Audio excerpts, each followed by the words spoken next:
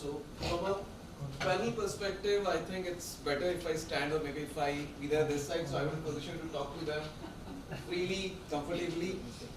Members were very happy since mic was not working. So don't worry, it started now and I think I'm audible. So first of all, big time thanks to the institute. So madam, for this grand HR meet, HR conclave, and panel members for participating, and I hope in coming 1 hour we would be in position to get wonderful ideas and views from senior panel members on this topic. So our topic is divided into 2 parts. The first part is employee transformation and the second part is retention, and everything is connected with current times and the time and future. So let me go ahead with an anecdote. In 2013, I met Monali at one of the HR meet, one of the HR session. And during tea session, I just asked her that, Monali, in 2013 you said you're working with Lear. Are you still working with that company, or you're with some new company? And she said, Tikam, I'm working with Lear. So 13 to 17, 5-6 years. So I was just wondering, first part is ladies first. And then we have got somebody who can walk the talk, because when we talk about retention, so Lear has been positioned to retain Monali for last 6 years. So Monali, why not you start with the topic? The point is employee retention from the transformation perspective. How do you see this as an HR professional? Okay, good morning all. Am I audible there? Yes. Alright, so first of all, thank you for inviting me here. It's a great pleasure to be a part of this panel discussion. Yes, Lear has been successful in retaining me, and it's not just me. We have 25 to 30% of our employees who are with us for more than 10 years. Oh, wonderful. So it's a great journey. If I talk about you will share the formula. Honestly, there's no formula. There's no formula. I mean, my take on employee retention is there's no one right answer. There's no one wrong answer for that. It has to be customized depending on what your business needs. A lot of times we as HR professionals either ke copy paste karte, we paste it here, something they are doing in IT, so let's do it in manufacturing, it doesn't suit. We need to really understand what business needs, and I'm happy we have one business representative who will second my opinion, that we as HR cannot just copy paste practices and processes from other companies. We have to see where we are, where we want to go. What is it that management is willing to support? Because any HR initiative that we talk about, it will not be successful unless and until it is supported by the top management. And as HR, I think that's one thing which we kind of did in Lear, is we understood what management really wants. And when I joined, when we met in 2013, our attrition was more than 25-28%, and currently we are almost like 10%. What is so 28 to 10? How is that? It's a big shift. It's a big shift from HR point of view, and I'm not boasting, and I'm not saying we have reached the best level of HR. I think the work is still in progress, but it's a big shift from where we were in 2012, 2013, and from there where we are. I think the first thing we did in 2013 is we decided to have an employee engagement survey, wherein we hired Hey Group, and they conducted a survey for us. And that survey was an eye-opener for all of us, in management, in HR, for employees as well, wherein there was very little engagement. There were a lot of frustrated employees. There were a lot of employees who were not really effective. So if you're asked to talk about 3 measures which you have done, three things which you're focused on, what are these 3 things? The first thing I would say is tremendous focus on employee development and retaining key talent. So what is that? What did you do? We launched a program called Hypo. We named it Aspire, taking from what Manoj said. So that program was mainly for our employees who were key potentials, who were having great abilities, competencies, and they had tremendous potential to grow as future leaders for Lear. And then there was almost 2 years program which was designed for them, including their IDPs, their leadership development, developing them on technical aspects. Okay. And that was a big thing. We were able to retain most of them. I mean, in last 3 years, we lost only 13 of them out of 100. So that is something which was a big game changer. Wonderful. Second is obviously a lot of initiatives from cultural aspect, because when we were at 2013, one of the challenges was, if somebody is not doing good, throw him out. That was the culture wherein job security was a big So concern. it's not hire and fire, it's fire and then hire. Sort of. Okay, great. So Mona, we discussed about the Sure. 3 points. Everybody, we have got somebody who's from business. Yeah. During HR conclaves, HR meets, we always talk about retention, organization development, digitization, digital HR. We must know how business see it. And we have got somebody who's from business side, corporate strategy, Ravindra from Prague. Ravindra, tell us, when we say employee transformation, it's a big time challenge along with retention. How do you see this from a distance, from the office of head corporate strategy? When HR do this show sha, ye kar rahe hain, wo kar rahe hain. To which extent it is actually making a difference in business? Or it will remain challenge for next 100 years also? Please.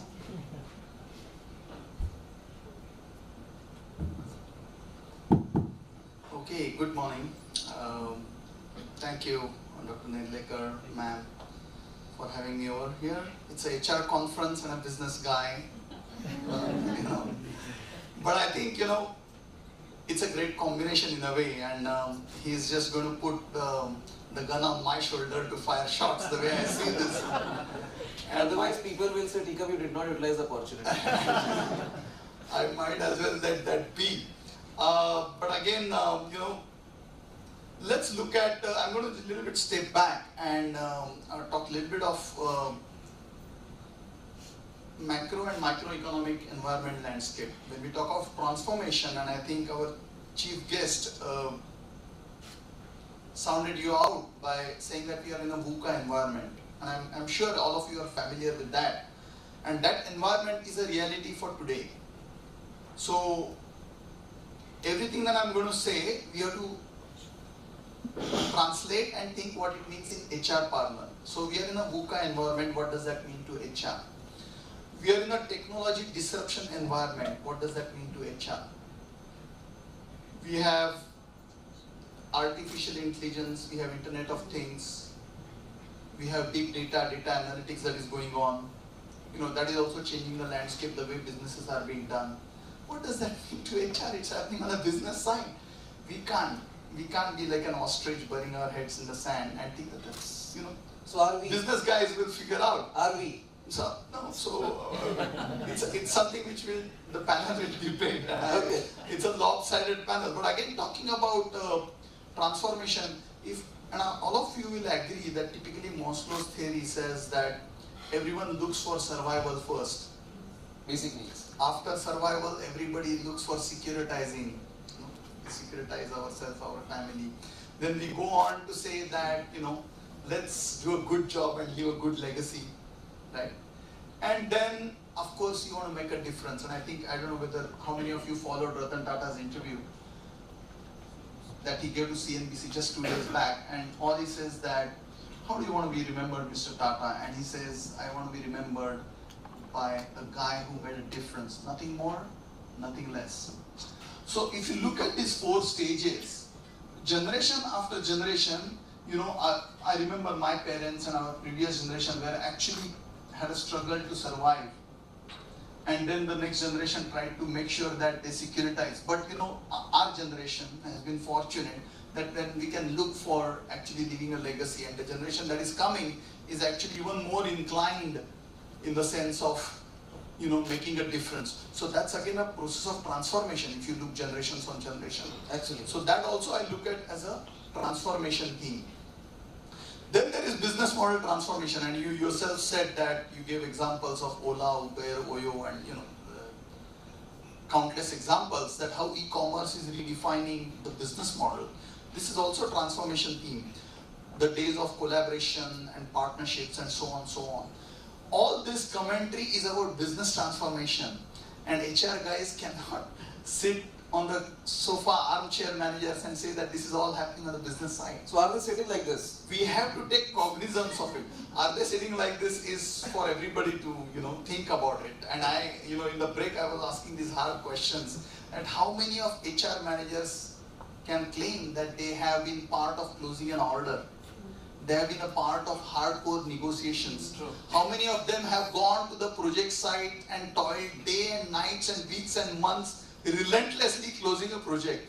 How many of them have been in a operation maintenance side of business where there is a downtime pressure, client is shouting over them, and it's a HR person sitting there experiencing those stress strains, and that's how understanding what customer wants, because if there is no customer, there is no business, there is no HR.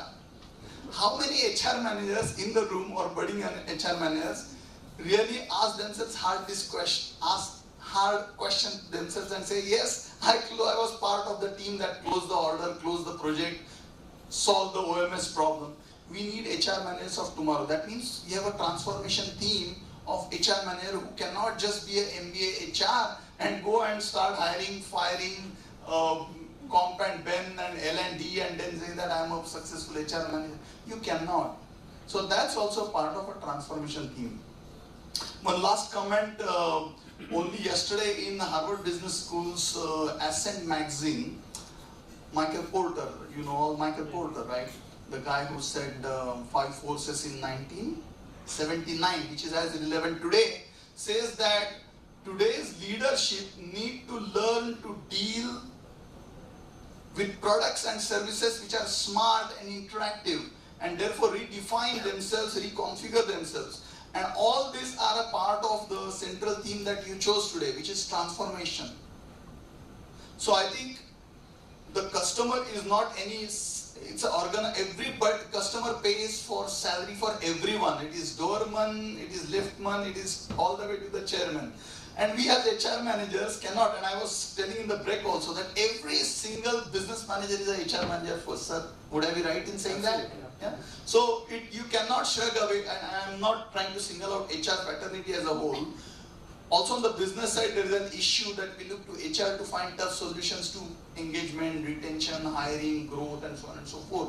But it cannot be. So I think with this VUCA environment, with this technology disruptions, with this business model disruptions, with this Maslow's theory coming in, all this transformation theme, all of us as budding professionals, business managers, HR managers need to interpret in our context, harness new age skills. And I want to close this opening remark by this nice anecdote that there was a long philosophical debate between a monk and a US-based management guru. And then they were in a hard-fought battle over some issue which they couldn't solve, and therefore the US business guru just took a flight and saw this monk somewhere in Himalayas. And he, with the animated discussions, he fought and he thumped table, and they got into argument. And after some point, the monk would just smile. He would just smile and let the American speak.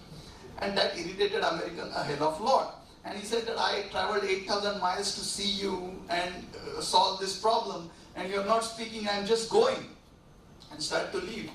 And as he started to leave, the monk bent and just put his arm around the shoulder of that management guru and says, have a cup of tea with me. And as he offered him a cup of tea, he kept pouring a tea in a saucer, cup and saucer, and the tea started spilling. It started spilling naturally. And that's where it dawned to the American philosopher that when you have to learn something new, it means that you have to unlearn and make a space for the new things to come in. And that was, I think, again a part of the transformation theme. Well, Ravindra, I'm just wondering, with reference to this anecdote and example, this management guru had an old monk in front of him, but why he still went for a chai ka cup and all that? I mean, that's a question which we need to answer to ourselves. But at the same time, my question remained unanswered, and I'll request you once again, if you can, since you are also connected with CII, I mean, you are part of various business forums, you also participate in HR conclaves. From Eagle's Eye, do you think currently and today's times, HR is on the track when it comes to employee transformation? You said one should do this, one should do that, but is HR on the track? There are no yes/no answers to this, okay? Because it's all work in progress. The HR, just as the management, just as the board, is trying hard to see how to cope with these changing realities. But can you put your palm here and say all is well? No. So that's exactly what I said. That there are no yes/no answers to this. Okay. And I give you one example. And I was talking to Dr. Nelekar, I think in the break, that Mr. Kishore Chaukar, who was on our board, and he was also on the Tata Sons board, and I have ran for 40 years of his illustrious career, acquired companies, sold companies, new business, and you name it, and he has done it all. And once he was addressing senior management to us, and he was saying that, you know what, in my career, when I look back and see, it was in 1990 we got first hit when actually the economy deregulated, liberalization happened. Suddenly everything that we were doing underwent a big paradigm change. And as we reconciled to that change, in 2000, Y2K issue and dot-com burst came in, and that's again, it changed the way we were doing business. And then subsequently in 2008, it was subprime lending crisis, when again we had to pick up the threads, we had to do unlearning, relearning. Then there was double dip recession in 2010, where Eurozone crisis came in oil. So he says every time we had to unlearn and relearn. Right. And then whatever we have been doing for decades, I wasn't sure what we have been doing for all this decade was relevant anymore or no. Which means if this is something happening at a what you call eagle's or a bird's eye view, it translates down for everybody. So today all I'm saying is, just as the board or a senior management, even HR is grappling with the fact as to how to deal with this change, with this VUCA environment that our chief guest talked about. And more HR affiliates, colleagues are making an effort to understand business, know customer, be in the field, not just act on the mandate. So I think the effort is on. Are we there yet? Perhaps there are no good answers for that. I hope that answers your question. So I think he's master of words, so he said it what he wanted to say. So, we have somebody who was aware many years before that he would be participating on Yogini Madam's call in this discussion, and that's the reason perhaps he won Attrition Controller Award some 4 years before. So, okay, that was a strategy perhaps. So we got somebody who was working Future Group and who was the winner of Attrition Control Award. Am I right? Yeah. Okay. So since attrition is considered to be a challenge, and Monali has already shared her views on this subject, how do you see this from the perspective that has been discussed, or that has been pondered, that has been it has been touched upon by our chief guest? It was about chatbots. So there's a scenario wherein there is digital revolution. Computer or system will be connecting with employee. When it comes to attrition, are we missing the human touch? Please. Okay. Good morning, all. A big thank you to team first. In my entire tenure, first time I'm attending any HR conclave as a panelist. So you can throw a party after this. So I'm actually a active member of NHRD, OHR, Pune Shippers, then SHR, HRD. Yeah. So as you said, yes, human touch is somewhere missing in the industry of maybe in a terms of automations. So I'll tell you a brief story which you said 4 years ago story. So when I was in Future, I was hardly a 1 year's experience guy. I was placed through college campus, and the attrition in retail, it was almost 25 to 27%. It is still there, but in between, in mid of 2013, 2014, it was a bit low. Are you working? Yeah. So when I took over the Big Bazaar Pune, so there were 14 Big Bazaar in Pune. Now it's been hardly 6 or 5. So they just closed few Big Bazaars, and we come up with lots of engagement activity. So we used to hire on minimum wages, where the we never used to get 500 rupees or 1,000 rupees to retain our talent, because all were the lower sales for people, and it's like a blue collar employees. So what we used to get is only the people connect through which we can retain them. So we started playing a stupid to stupid game with my like all employees. There was a plan, there was a scheduled employee engagement calendar with all, maybe a 1-minute game, maybe a festive activities. It could be anything. Stupid to stupid game I played with them. Stupid to stupid, not a management games. The result of this entire activities and entire framework is like the initial attrition was 25 to 27, but later the attrition was 5 to 6%. Oh, wonderful. That's wonderful. And for the best result, I got an award in 2013-14 for Best Attrition Controller HR across India in Future Group. So Future Group was having almost 1 lakh plus employees, blue collar employees, and as maybe our chief guest must be knowing GR Venkatesh, who is leading the lines now. So GR Venkatesh was my ex-boss in Future. I proudly say that he was the only who hired me in Future. Future boss also I do. So you must be knowing this. So tell me something, when it comes to this particular game by which you actually control the attrition from 25 to 5, Right. did somebody not play this game and you were moving from the organization? So this was my past story, but let me give you the present scenario. Means like it was 4 years back. Now Okay. word has been changed. My focus would remain human touch because respected chief guest discuss about chatbots. I'll come back to it. Please. So present scenario is like there is a half yearly feedback, employee satisfaction score, the feedback survey, which is designed by Audi Germany. So what they do is, it is a purely digitalized, means like it is an anonymous survey. Every dealership's employee needs to conduct, means like they need to exhibit that their feedback in that anonymous forms. So in 2016, last year only I joined. I completed 1.5 years with Audi India. So the initial score for Audi Pune, it was hardly -1 out of +5. Okay. Yeah.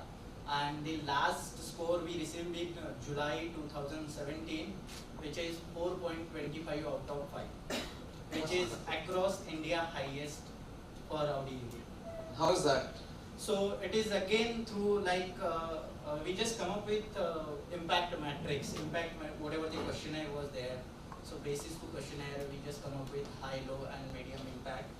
We choose the high impact points. We just come up with a framework and we name that frame as a Daitwa. So Daitwa was a responsibility given to different stakeholders. So there was I'll just summarize 1 or 2 points out of Daitwa. It was like R&R activities.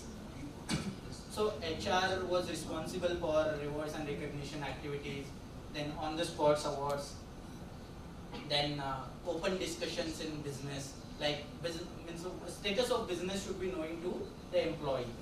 So this responsibility we have just allocated to different stakeholders, and we started executing these activities rigorously.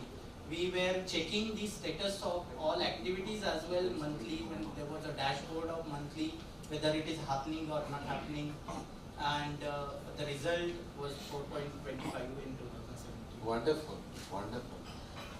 So I have taken a liberty to connect this with our chief guest also, and he's so generous, he said yes. Sir, I would like to check with you. In fact, I'll request for your views. Majority of the times it is considered that events related to stories, parties, events actually, activities by HR, these are considered to be excite events which will have an impact for a while.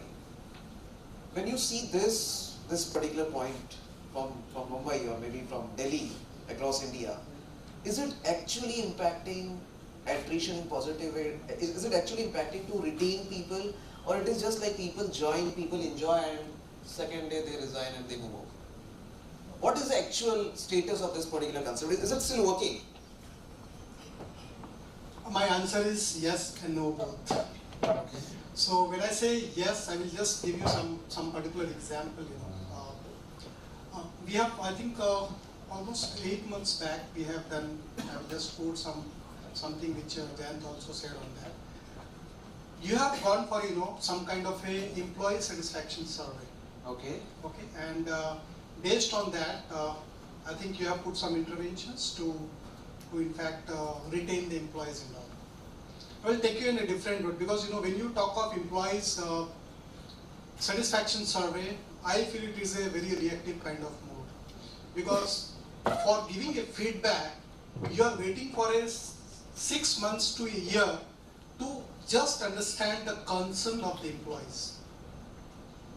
And when they come up with, now these are the issues and all, maybe comp and ban, maybe facility related thing, the performance management, a lot of, the issue will come and then you will go for, top 5, will put interventions, and that particular interventions as HR, it will go for another 6 months, 7 months and all.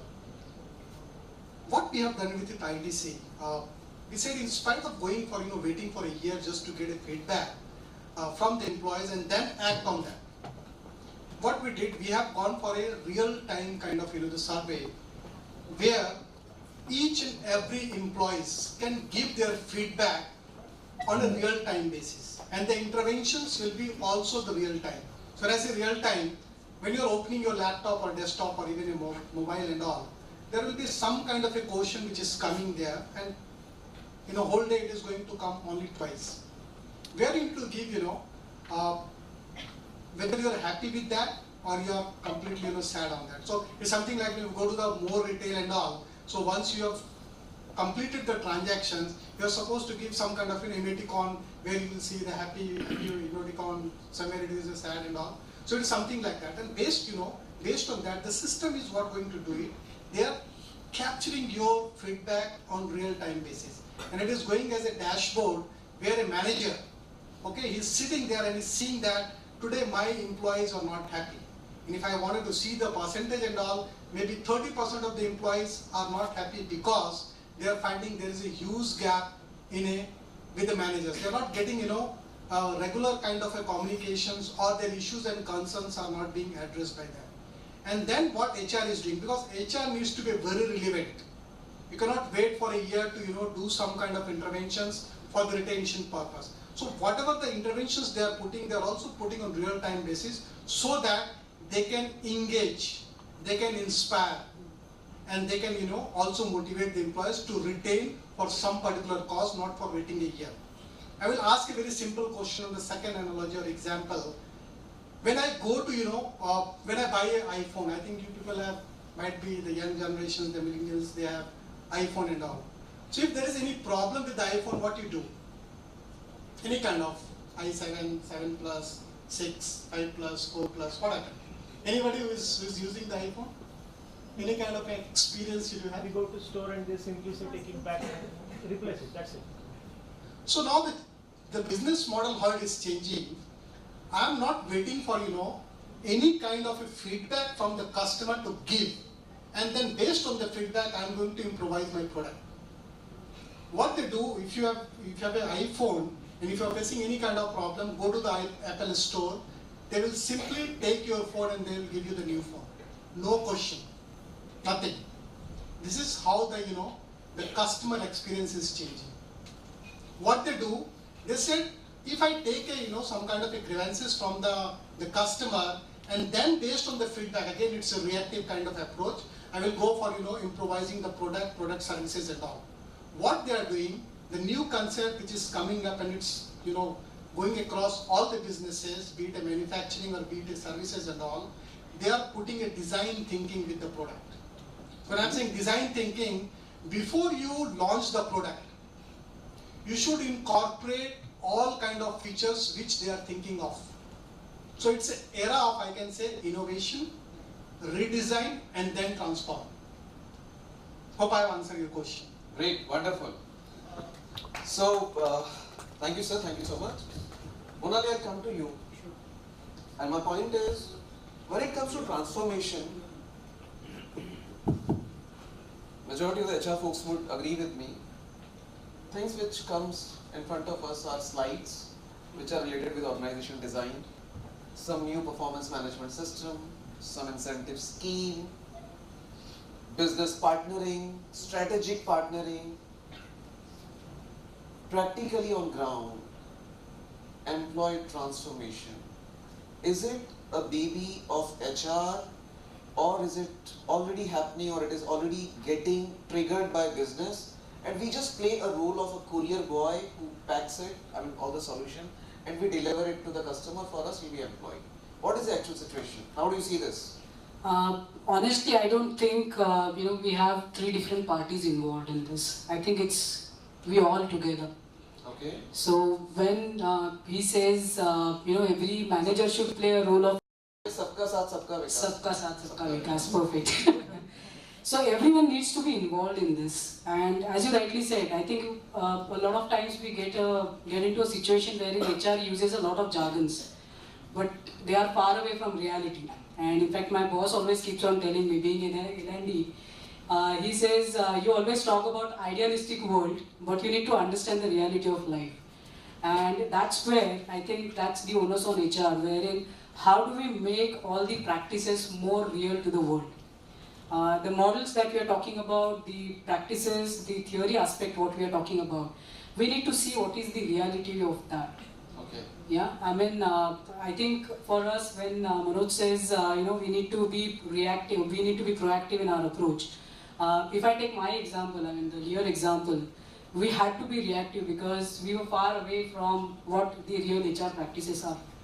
The policies, the processes what we had were far different than what the current generation expects.